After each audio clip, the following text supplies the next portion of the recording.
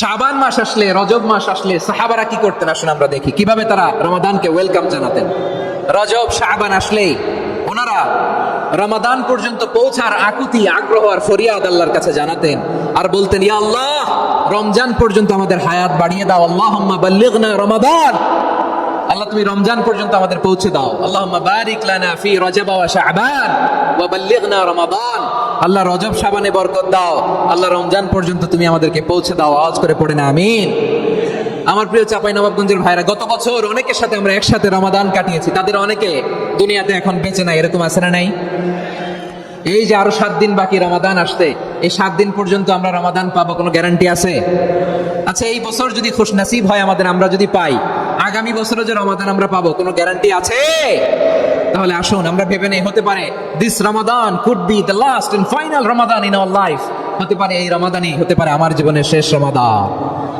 ঠিক কিনা বলেন? তাই আসুন আমরা আল্লাহর কাছে দোয়া করি, আল্লাহুম্মা বাল্লিগনা রমাদান, আল্লাহ তুমি রমাদান পর্যন্ত আমাদেরকে পৌঁছে দাও। আওয়াজ করে পড়েন আমিন। ইবনু রাজব আল হাম্বলি লাতাইফুল মাআরিফের মধ্যে লিখেছেন, সাহাবারা ওনারা রমাদান কেন্দ্রিক, আমাদের সালাফ সালফে সালেহিনরা রমাদান কেন্দ্রিক জীবন কাটাতেন। ওনারা রমজান আসার 6 মাস আগে আল্লাহর কাছে দোয়া করতেন, আল্লাহ রমজান পর্যন্ত পৌঁছে দাও। রমজান চলে যাওয়ার পরে বাকি 6 মাস আল্লাহর কাছে দোয়া করতেন, আল্লাহ এই রমাদানে যে ইবাদত করেছি, এই ইবাদতগুলো তুমি কবুল করে নাও। সুবহানাল্লাহ। তাহলে পুরো বছর রমাদান কেন্দ্রিক জীবন। রমজান আসার আগে 6 মাস দোয়া করতো, আল্লাহ আমরা যেন রমজান পাই।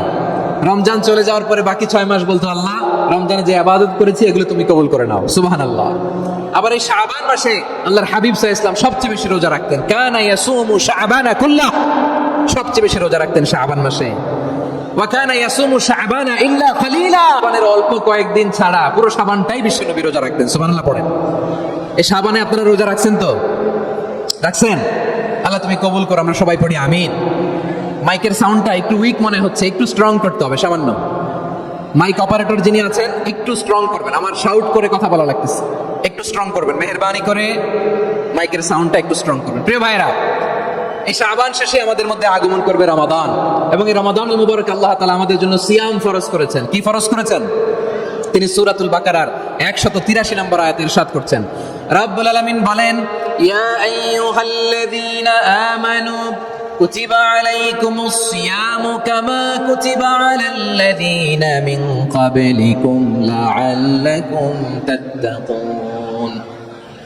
আল্লাহ বলেন, ও বিশ্বাসীরা শোনো শোনো, তোমাদের জন্য সিয়ামকে ফরজ করা হয়েছে, ঠিক যেমন ভাবে তোমাদের পূর্ববর্তী উম্মতদের উপরও সিয়ামকে ফরজ করা হয়েছিল, লাআল্লাকুম তাত্তাকুন, যাতে করে তোমরা সবাই মুত্তাকি হতে পারো। সুবহানাল্লাহ বলেন, যাতে করে তোমরা আল্লাহ সচেতন হতে পারো। তাহলে সিয়ামকে, এই সামনে যে রমাদান আসতেছে আমার প্রিয় ভাইরা, এই পুরো রমাদান ব্যাপী সিয়াম সাধন করা, সিয়াম পালন করাকে আমাদের জন্য ফরজ করে দিয়েছে কে? রমাদানের রোজা রাখার নফল নাকি? রমাদানে সিয়াম পালন করা কি নফল? সুন্নাত। তাহলে কি ফরজ? আওয়াজ করে বলেন, রমাদানের রোজা রাখা কি ফরজ? এটা শুধু আমাদের উপরই ফরজ না, আমাদের আগে যত জাতিগোষ্ঠী পৃথিবীতে এসছে সবার উপরে সিয়াম পালনকে ফরজ করেছে কে? সবার উপরে আল্লাহ তাআলা সিয়াম পালনকে ফরজ করেছিলেন।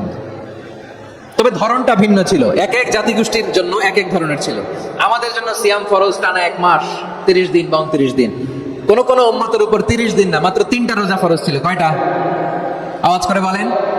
আপনাদের কি মনোযোগ আছে না গেছে? মনোযোগ আছে? তাকবীর পড়েন তো, লিল্লাহি তাকবীর। আমাদের 1 মাস সিয়াম ফরজ। পূর্ববর্তী অনেক উম্মতের উপর 1 মাস ছিল না, 3টা ফরজ ছিল। কয়টা? প্রতি মাসের 13, 14, 15 ফরজ ছিল তাদের জন্য। কারো জন্য শুধু একটা, আশুরার রোজা। কোন কোন উম্মতের জন্য 10টা। কোন কোন উম্মতের জন্য রোজা ফরজ ছিল মৌনতার রোজা, আরবিতে বলে সাওমুল ইনসাত, মানে সারাদিন খেতে পারবে, পান করতে পারবে, স্ত্রীর সাথে মেলামেশা করতে পারবে, কিন্তু কথা বলতে পারবে না। কথা বললেই তাদের রোজা ভেঙে যেতে। পড়েন সুবহানাল্লাহ। কি অদ্ভুত ব্যাপার! মৌন সম্মতির রোজা। যেমনটি সাইয়্যিদাতুনা মারইয়াম আলাইহিস সালাম বলেছেন, ইন্নী নাযারতু লির-রাহমানি সাওমা ফালান উকাল্লিমাল ইয়াওমা ইনসিয়া। তিনি বলেছেন, আজকে আমি রহমানের জন্য, মানে আল্লাহর জন্য রোজা মানত করেছি, আজকে আমি কারোর সাথে কথা বলতে পারবো না। তো রোজা রাখলে কথা বলতে পারবে না কেন? কারণ ওই শরীয়তে রোজার বিধান ছিল সকাল থেকে সন্ধ্যা খেতে পারবেন, পান করতে পারবেন, কিন্তু কথা বলতে পারবেন না। কথা বললেই রোজা ভেঙে যেত। সুবহানাল্লাহ বলেন। তাহলে সব জাতিগোষ্ঠীর উপরে রোজা ফরজ ছিল, কিন্তু ধরনটা ভিন্ন ছিল। মজার ব্যাপার হচ্ছে আপনি বর্তমানেও বিভিন্ন ধর্মের দিকে তাকান, বৌদ্ধ ধর্ম, হিন্দু ধর্ম, খ্রিস্ট ধর্ম, তাদের মধ্যে রোজা আছে। ইংরেজরা, খ্রিস্টানরা এটাকে বলে ফাস্টিং। কি বলে? ফাস্টিং। আমাদের হিন্দু ভাইয়েরা বলে উপবাস। তারা কি বলে? উপবাস। আবার এখন আন্দোলনেরও একটা মাধ্যম হয়েছে এটা, না খেয়ে থাকা, এটারে বলে অনশন। এটারে কি বলে? অনশন ধর্মঘট। মানে আমাদের দাবি না মানলে আমরা খাবো না, রোজা রাখলাম, আছে না নাই? তারপরে আধুনিক বিজ্ঞান এটার একটা নাম দিয়েছে না খেয়ে থাকাকে, অটোফিজি। কি বলে? অটোফিজি। জাপানের এক চিকিৎসা বিজ্ঞানী এই অটোফিজির উপর গবেষণা করে সে নোবেল পেয়েছে। সুবহানাল্লাহ পড়বেন না? এই জন্য আল্লাহ তাআলা আমাদের জন্য গোটা রমাদানে এই সিয়ামকে ফরজ করে দিয়েছেন। আওয়াজ করে বলেন আল্লাহু আকবার।